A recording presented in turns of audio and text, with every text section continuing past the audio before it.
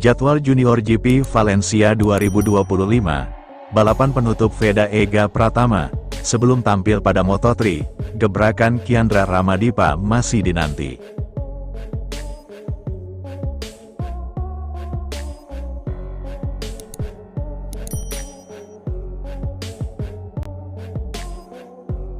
Jadwal Junior GP Valencia 2025, balapan penutup Veda Ega Pratama, sebelum tampil pada Moto3, gebrakan Kiandra Ramadipa masih dinanti. Ya sobat, pembalap Indonesia, Veda Ega Pratama, dan Muhammad Kiandra Ramadipa, akan tampil pada seri penutup Junior GP 2025, pada Junior GP Valencia 2025, di sirkuit Ricardo Tormo, 21 sampai tanggal 23 November tahun 2025. Veda kini mengoleksi poin yang sama dengan David Gonzalez dari Spanyol di urutan ke-10. Namun, Gonzalez telah mencatat 3 besar musim ini, sehingga berhak atas posisi lebih baik. Veda berjarak 1 poin dari Zen Mitani, dan 10 poin dari Hakim Danish, yang merupakan juara Asia Talent Cup. Masih ada 50 poin yang bisa diraih bagi Veda dalam 2 balapan pada seri terakhir Junior GP 2025 di sirkuit Ricardo Tormo, Valencia, pada 22 dan tanggal 23 November tahun 2025. Meski peluang merebut gelar juara sudah tertutup setelah dikunci Brian Uriarte. Uriarte melakukan sapu bersih dalam 2 ajang terakhir Road to MotoGP, dengan trofi Junior GP dan Red Bull Rookies Cup. Gelar Junior GP dikuncinya setelah finish kedua dalam balapan kedua Catalunya. Veda masih berusaha menembus 10 besar Junior GP, setelah finish ke-6 dan ke-8 dalam seri Catalunya. Tambahan 18 poin dari 2 balapan, belum cukup membantu Veda untuk beranjak dari peringkat ke-11. Meski begitu, selisihnya dengan lawan-lawan di atas telah berkurang. Veda menunjukkan konsistensi setelah awal musim yang berat, karena cedera membuat debutnya pada Junior GP secara hasil baru dimulai pada balapan ke-5. Dalam 6 balapan terakhirnya, Veda tak pernah finish lebih buruk dari posisi 8. Pembalap yang akan memperkuat Honda Tim Asia pada ajang balap Moto3 itu, juga konsisten meramaikan persaingan di grup terdepan, dan masih harus bersabar untuk mencapai podium.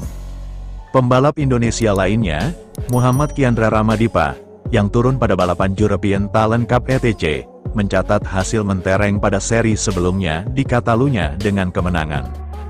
Ramadipa mampu menang meski dihukum penalti, turun posisi akibat sempat melaju terlalu pelan di kualifikasi.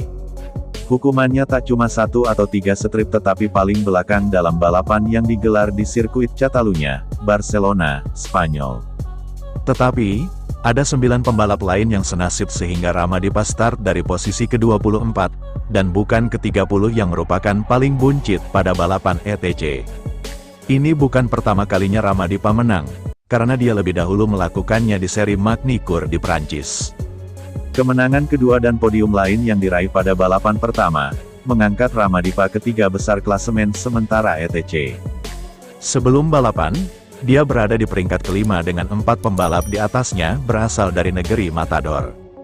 Meski begitu, dengan sisa 1 balapan di ETC, Ramadipa tidak bisa menjadi juara, karena jarak poinnya mencapai 26 angka dengan Carlos Cano sebagai pemuncak klasemen. Ramadipa masih berpeluang mengakhiri debutnya pada ETC dengan posisi kedua klasemen. Ramadipa kini ada di posisi ketiga klasemen sementara, dan berjarak 15 poin dari Fernando Bujosa, yang ada di peringkat kedua klasemen sementara. So, apakah Veda Ega Pratama akan mampu naik podium di Valencia? Tulis pendapatmu di bawah kolom komentar ya sob. Berikut, jadwal Junior GP Valencia 2025.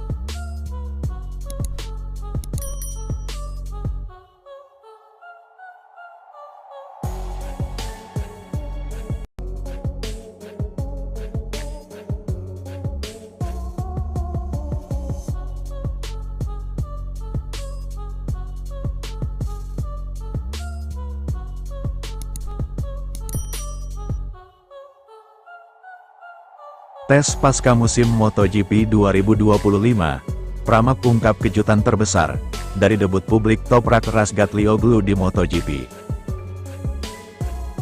Ya sobat, Bintang World Superbike Razgatlioglu tampil mengesankan pada tes MotoGP Valencia hari Selasa. Bos tim Pramac Gino Borsoy mengatakan Toprak Razgatlioglu terkejut dengan cara dia beradaptasi dengan ban depan Michelin selama tes MotoGP Valencia. Juara dunia Superbike 3 kali itu melakoni debut publiknya di MotoGP pada hari Selasa di tes pasca musim Valencia bersama skuad Pramac Yamaha.